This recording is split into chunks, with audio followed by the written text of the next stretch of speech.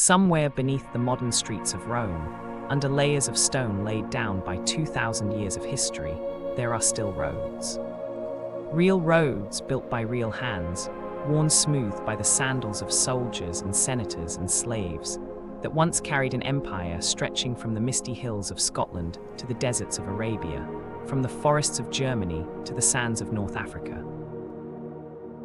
At its height, 1 in every 4 people on Earth lived under the rule of Rome. One city, one river valley in central Italy. And somehow, over the course of centuries, it grew to touch nearly every corner of the known world. Tonight, we're not going to rush through that story. We're going to walk it slowly, the way a Roman road stretches on and on toward the horizon, unhurried, patient, 1-mile marker at a time, until sleep finds you somewhere along the way. You don't need to remember the names. You don't need to hold onto the dates. Just let the story carry you, the way the Tiber River carries silt down toward the sea, slowly, endlessly, without needing to arrive anywhere in particular tonight. Let's begin the way Rome itself began. Small, quiet, almost unnoticed. Long before Rome was an empire, before it was even a city of any real importance, it was a scattering of small villages, perched on a cluster of hills beside a muddy river in central Italy. The people who lived there were farmers and shepherds, tending small plots of land, watching over sheep and cattle, largely unremarkable among the many small settlements dotting the Italian peninsula at the time. According to legend, the city was founded by a man named Romulus, who, along with his twin brother Remus, had supposedly been abandoned as an infant and raised by a wolf in the wilderness along the riverbank.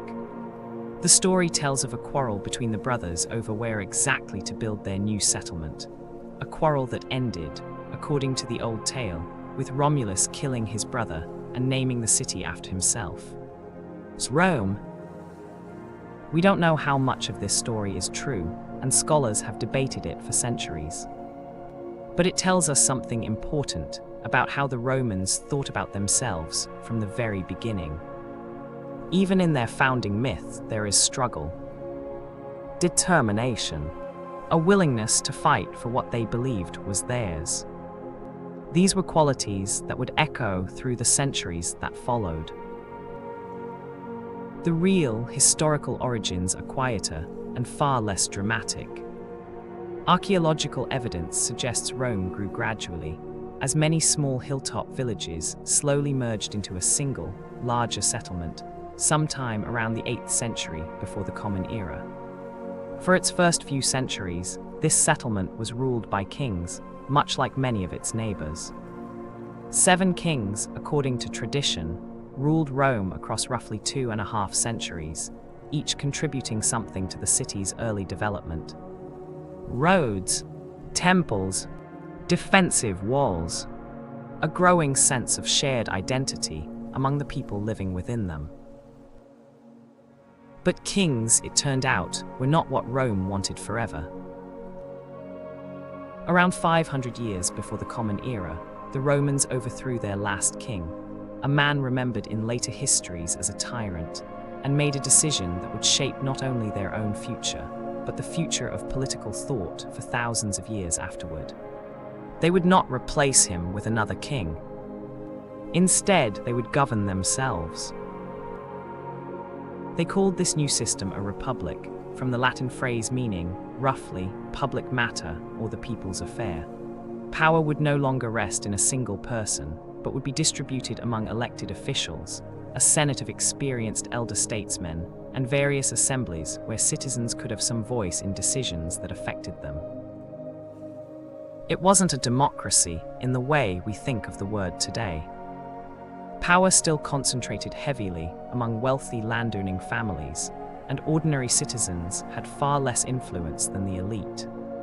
But compared to the kingdoms and monarchies that surrounded them, it was a remarkable experiment. 2 chief officials, called consuls, were elected each year, serving together, each with the power to check the other's decisions, a built-in safeguard against any one person accumulating too much power.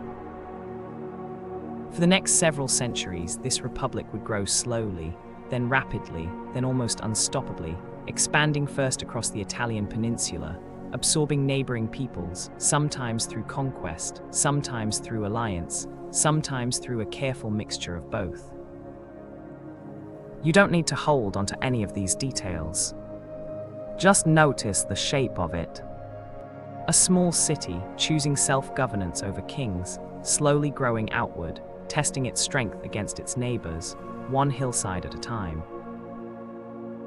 By the 3rd century before the Common Era, Rome had unified nearly the entire Italian peninsula under its influence, whether through direct rule or through networks of alliances with neighboring cities. But across the narrow strip of sea to the south, a rival power was watching.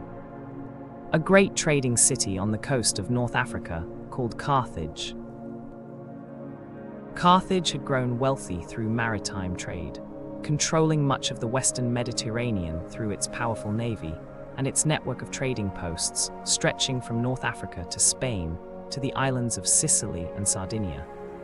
For a time, Rome and Carthage coexisted, occasionally trading, occasionally competing, but generally staying out of each other's way. That changed when both powers found themselves drawn into a conflict over the island of Sicily, sitting conveniently between them in the Mediterranean Sea. What began as a regional dispute grew into what historians now call the Punic Wars, a series of 3 brutal conflicts stretched across more than a century that would ultimately determine which civilization would dominate the entire Mediterranean world. The first of these wars was fought largely at sea, a domain where Carthage held a natural advantage, being a maritime trading power. Rome, a land-based power with little naval tradition, was forced to build an entire navy essentially from scratch, reportedly using a captured Carthaginian ship as a blueprint. Through sheer determination and no small amount of Roman stubbornness, they eventually won, gaining control of Sicily and establishing their first overseas province. The Second Punic War is remembered, even today, for one of the most audacious military campaigns in ancient history. A young Carthaginian general named Hannibal, still in his 20s, decided that rather than meeting Rome at sea, where they now held the advantage, he would strike at the Italian peninsula itself, directly by land. The only difficulty was that Carthage's territories in Spain were separated from Italy by the towering, snow-capped peaks of the Alps. Hannibal decided to cross them anyway, bringing with him an army that included, famously, a contingent of war elephants, animals entirely unfamiliar to the soldiers and villagers of Italy, who had likely never seen anything like them. The crossing was brutal. Cold, treacherous mountain passes, sudden avalanches, hostile mountain tribes attacking from the high ground, and the constant threat of frostbite and starvation took a devastating toll on Hannibal's forces.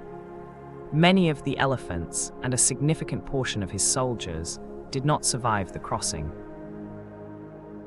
But enough did, and when Hannibal descended from the Alps into the fertile plains of northern Italy, he began a campaign that would haunt Roman memory for generations.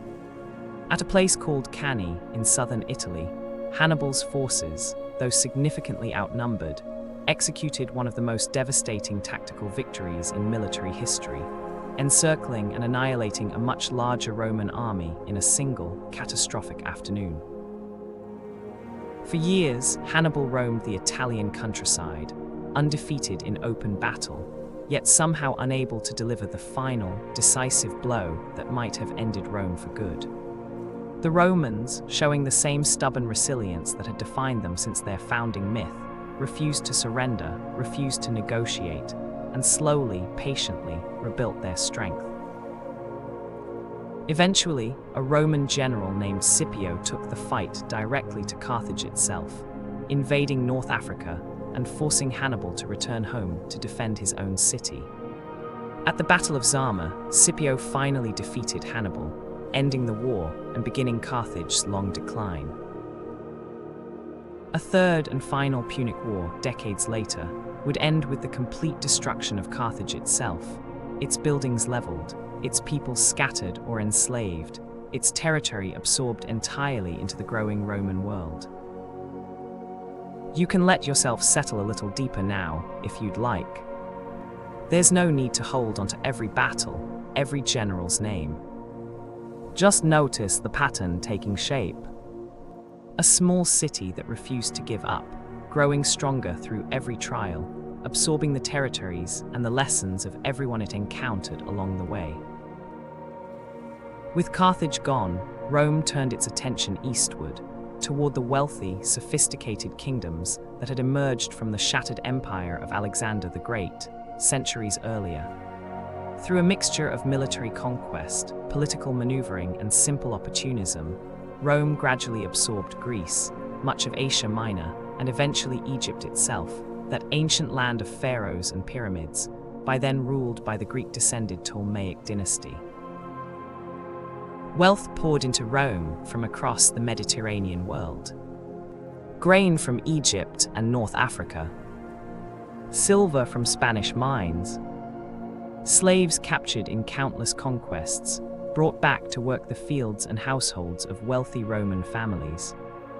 The city itself transformed, growing from a modest regional capital into one of the largest, most crowded, most chaotic cities the ancient world had ever seen. But success brought its own problems. The Republic's old political structures, designed centuries earlier for a small city-state, strained under the weight of governing a sprawling Mediterranean empire. Wealthy generals, commanding loyal armies far from Rome's traditional oversight, began accumulating personal power that the old system was never designed to contain. It was in this atmosphere of strain and opportunity that a man named Gaius Julius Caesar rose to prominence. Born into an old, respected but not especially wealthy family, Caesar proved himself a brilliant military commander, a skilled political operator, and by most accounts, an extraordinarily charismatic public figure. His conquest of Gaul, the region roughly corresponding to modern France, added vast new territories to Rome's control and made Caesar enormously wealthy and popular among ordinary Roman citizens. But it also made him deeply threatening to the traditional Senate, who feared, with good reason, that his popularity and his loyal, battle-hardened legions might allow him to seize power entirely for himself. When the Senate ordered Caesar to disband his army and return to Rome as a private citizen, stripped of his military command, Caesar made a fateful choice. Rather than comply, he led his legions across a small river in northern Italy called the Rubicon, technically Roman territory, where armed legions were forbidden to enter without explicit Senate authorization. Crossing it with his army was, in effect, a declaration of civil war. The phrase "crossing the Rubicon" has survived, even into our own modern language, as a way of describing any decisive, irreversible action. Caesar reportedly said, as he made the crossing, "The die is cast," acknowledging that there could be no turning back from what he'd chosen to do. The ensuing civil war was brief, and Caesar emerged victorious, eventually being declared dictator, a formal Roman title that at the time meant something closer to an emergency executive granted temporary total authority, rather than the purely negative connotation the word carries today. Caesar, however, had himself declared dictator for life, a move that made many senators deeply uneasy about the future of the republic they had inherited from their ancestors. That unease culminated, famously, on the 15th of March, a date the Romans called the Ides of March, when a group of senators, believing they were saving the republic from a would-be king, assassinated Caesar in the halls of the very Senate he had come to dominate. Caesar's death, however, did not restore the old republic. Instead, it plunged Rome into another round of civil wars, as various factions and former allies of Caesar fought for control of what he had left behind. Eventually, Caesar's adopted heir, a young man named Octavian, emerged victorious over his rivals, including the famous Roman general Mark Antony and his ally, the Egyptian Queen Cleopatra. In the year historians mark as 27 before the Common Era, Octavian made a careful, calculated political move. Rather than declaring himself king, a title the Romans still deeply distrusted after centuries of republican tradition, he instead accepted the title Augustus, meaning roughly the revered one, while carefully maintaining the outward appearances and institutions of the old republic. The Senate still met. Consuls were still elected. But real power now rested firmly, permanently, with Augustus and the emperors who would follow him. This is generally considered the moment the Roman Republic ended and the Roman Empire began. Augustus proved to be a remarkably capable ruler, ushering in a period historians call the Pax Romana, the Roman peace, roughly 2 centuries during which the vast territories under Roman control experienced relative stability, prosperity, and internal peace, compared to the near-constant warfare of the preceding centuries. You don't need to hold onto the political details. Just rest in the image of it. An empire, vast and sprawling, finally settling into something resembling calm after centuries of struggle and expansion. Let your breathing slow a little more now. There's no rush to reach the end of this story tonight. Let's spend some time simply resting in what the height of this empire actually looked like, what daily life within it might have felt like, for the millions of people living under Roman rule. At its greatest extent, the Roman Empire stretched across roughly 2 million square miles, encompassing what is now England and Wales, much of continental Europe, the entire Mediterranean coastline, North Africa, and large portions of the Middle East. Within these borders lived an extraordinarily diverse population, speaking dozens of languages, worshipping countless different gods, following customs shaped by centuries of local tradition, yet all connected, in some fashion, to the distant city of Rome. Holding such a vast, diverse territory together required extraordinary feats of engineering and administration. The Romans built roads, nearly 250,000 miles of them by some estimates, connecting every corner of the empire to Rome itself. These roads were built with remarkable precision, layered with gravel, sand, and fitted stone, designed to drain water efficiently and withstand centuries of use. Many of these roads, remarkably, still exist today, still walkable, nearly 2,000 years after they were first laid down. Along these roads traveled soldiers, moving quickly to defend distant frontiers. Merchants carrying goods from one end of the empire to the other. Messengers relaying news and instructions between Rome and its provinces. The saying, "all roads lead to Rome," wasn't merely poetic. It was, in a very literal sense, true. The Romans were equally skilled at managing water, another quiet, essential foundation of their civilization.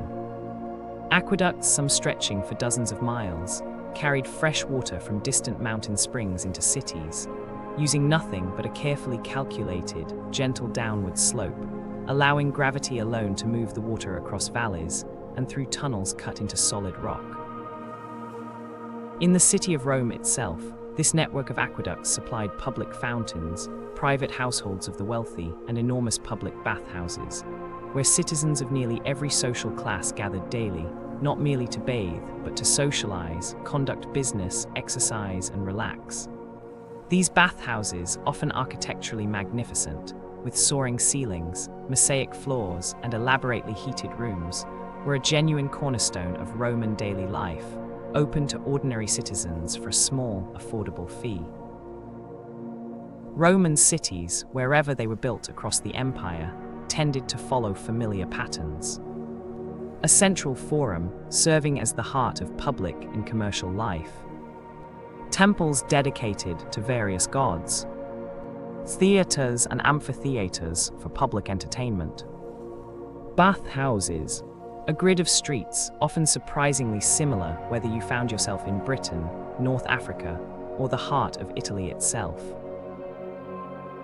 This consistency helped bind the empire together, giving a traveling merchant or soldier a comforting sense of familiarity, no matter how far they'd journeyed from home. You could walk into a Roman city on the edge of the Sahara Desert and find echoes of the same architecture, the same civic rhythms as a city in northern Britain. The Roman legions themselves deserve a quiet moment of attention, since they were, in many ways, the empire's true foundation. Unlike the citizen soldiers of the early Republic, who served temporarily before returning to their farms, the imperial legions became a professional, standing army, with soldiers serving lengthy terms, often 20 years or more, in exchange for steady pay, and upon retirement, land or money to support them in their later years.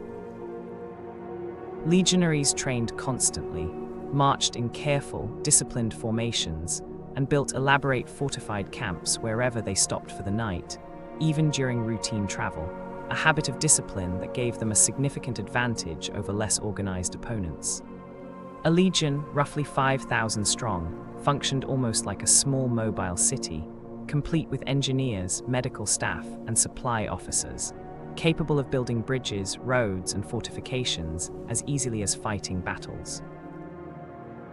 This discipline, more than any single weapon or tactic, is often credited as the true source of Roman military success.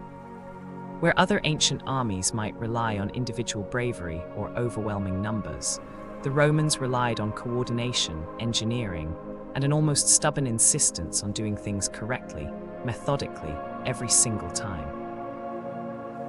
Along the empire's frontiers, particularly in northern Britain, the Romans built elaborate fortified walls and defensive systems, most famously Hadrian's Wall, stretching across the width of northern England, marking the practical northern edge of Roman control, beyond which lay tribes and territories the Romans chose not to fully conquer. Let yourself rest a little longer here, imagining what an ordinary day might have felt like for someone living at the height of this empire, perhaps in a bustling provincial city somewhere along the Mediterranean coast. Morning would begin early, often before sunrise, since most Roman cities came alive with the sounds of merchants opening their shops, bakers preparing bread, and the general clatter of a city stirring to life. Breakfast was typically light, bread perhaps, with olive oil or a bit of fruit.